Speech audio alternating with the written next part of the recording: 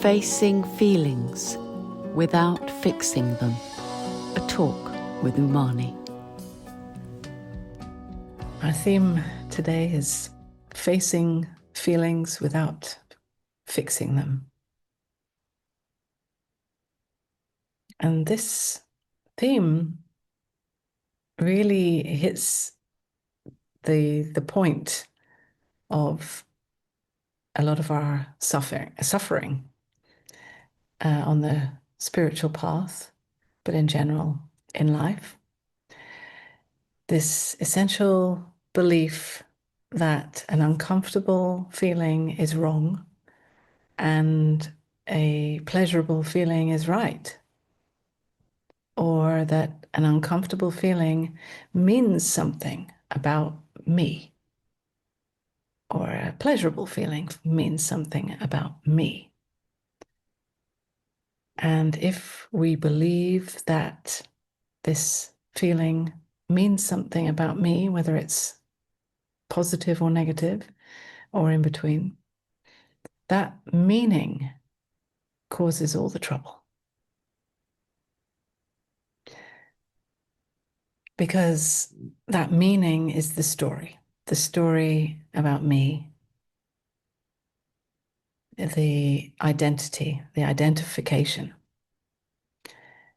And when we believe that my identity is dependent on how I feel, what my experience is, then of course we will be doing whatever we can, or whatever we think we can at least, to try to fix my experience, my feelings, so that I am a better me. I have a better identity according to whatever belief system I'm believing in that moment. So if I believe that feeling discomfort, feeling irritation, let's say, means that I'm a bad person, then I will do whatever I need to do to try to fix that feeling of irritation. Perhaps I will try to change it to a peaceful feeling because I think that I'm bad. I believe that I'm bad in that moment, that I'm causing trouble, or people won't like me, I'm unlovable, or all these kinds of beliefs. And so I will try to change it by suppressing it, pushing it away, telling myself a story of I'm peaceful, I don't need to feel that, or because it's wrong, I must immediately change it to a better feeling. And we maybe use practices like positive affirmations or even meditation to actually push away feelings that we consider not okay, or to have a meaning for me that makes me a not okay person, that will affect my actual survival in my life. Because that's what it boils down to, really. If we believe that this feeling means that I'm a bad person in some way, then that becomes very important for me, because it will mean that I won't survive, essentially. If I'm a bad person, then I will be rejected, I will be abandoned, I will be ostracized, exiled. And so, of course, we do whatever we can to survive. This is a natural human mechanism. And of course, with the positive feelings, when we have a feeling of happiness, then that is believed to mean that I'm a good person, I'm a nice person, people will like me, I'm more spiritual, I've got it, whatever it is believed to be, or even an idea that I've arrived. Right, this is it, this is how it's going to be always. But of course, it changes in the next moment, where, however long that might be.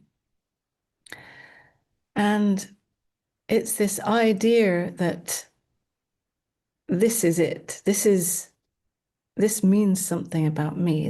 Makes me a good person or a positive person in some way, that feeds the ideas about the apparent negative feelings. So if we believe that the positive feelings mean more, like they have a better meaning for me, make me a better person, then I will be doing whatever I can to hold on to those feelings and to push away the apparent negative feelings. But life is out of control, essentially. And so feelings come and go, life experiences happen, and we get triggered, and we feel different feelings depending on circumstances, who we're with, what we're doing, the challenges that we face in life, the losses, the gains, the achievements, the failures, and everything in between. And so feelings are changing, right? Feelings are coming and going, sensations are changing. The body has all its chemistry, right? The moon, the hormones, the all kinds of reasons, aging, everything, affects whatever story we tell. But there are so many effects on these feelings. It's all just changing and changing. And actually, it's happening out of control. And when we see this, really, when we really face this reality that feelings are just waves of energy coming and going, we also face the reality that none of it means anything about me. Also, because there is no me. When we really question, who am I? Who is actually in here living this life? We find that there is no one here. There is the human experience being felt, being experienced. There's sounds, there's sensations, there's images, there's thoughts. But there's no one actually experiencing it, doing it, or controlling it, or owning it. And when we really admit this to ourselves and really confront this reality, at first it can be scary to really face the fact that there is no one here. Then actually we see that there's no need to try to fix anything or change anything, because who needs it to be different?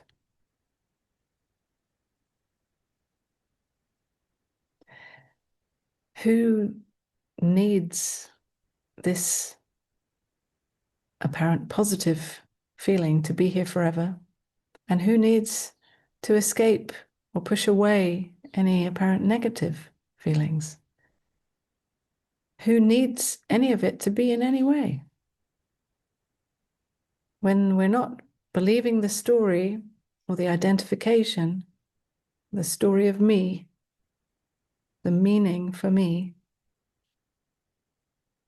then these are just feelings, sensations happening now for no one, for no reason, meaninglessly. They're felt fully. So I'm not talking about somehow denying those feelings or taking some distance from them. In a way, it can feel like we take some distance because we no longer believe in the story of me. And that story of me, when we believe in that and we have taken that so seriously for so long, probably most of our lives, it can seem that when we stop believing in that story that we're kind of distancing ourselves. But it's only because we have been so attached to these feelings. We have made them mean so much to me or about me. So when we let go of that meaning, it can feel as if we pull back. But actually, it is really the opposite. Because when we're believing in that meaning for me, we're not really feeling the feeling. We're feeling the meaning for me. We're listening to the story, the belief, but there's also feelings that are generated as a result of that story. So the original feeling is kind of covered over or hijacked by this meaning for me, which is usually a kind of adrenaline rush of excitement for me, whether it's a positive feeling or not. So as we see that there is no meaning for me, and it seems like we have some distance or detach from that story of me or that identification, we are actually left with the original feeling. And without the story of me, there's no boundary that separates who I am actually from the feeling. There is the knowing of the feeling and the feeling itself appearing in that knowing, in that awareness, but they're not separate. We cannot know that the feeling is here and feel it without the awareness of it. They are one and the same. So without the meaning, without the story of me, there is simply the raw, alive, intimate sensation happening meaninglessly, and yet absolute intimacy with this feeling as it's happening. In fact, in that moment, I am this feeling. There's no separation between me and the feeling. I am this feeling. And naturally, it's changing to something else. And then I am that feeling. The waves of change, of sensation, energy, feelings coming and going, happening in and as who I am. And if a story comes in, okay, that's also part of the wave. A story of me might come in telling some meaning, but when we're not really believing that it actually refers to a me, then the story even can be here as part of the wave of energy. We like to tell stories. The suffering only comes when we really take them seriously, to actually mean that I am in here, living my life separately from the rest of life. But in seeing that there is no one here, there is simply life happening, feeling felt. Nothing needs to be fixed because there's no one here who needs to fix anything. There's no one who believes that there's any problem, anything wrong, anything missing.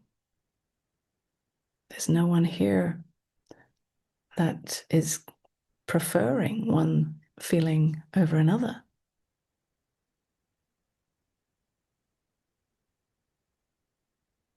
Just life happening.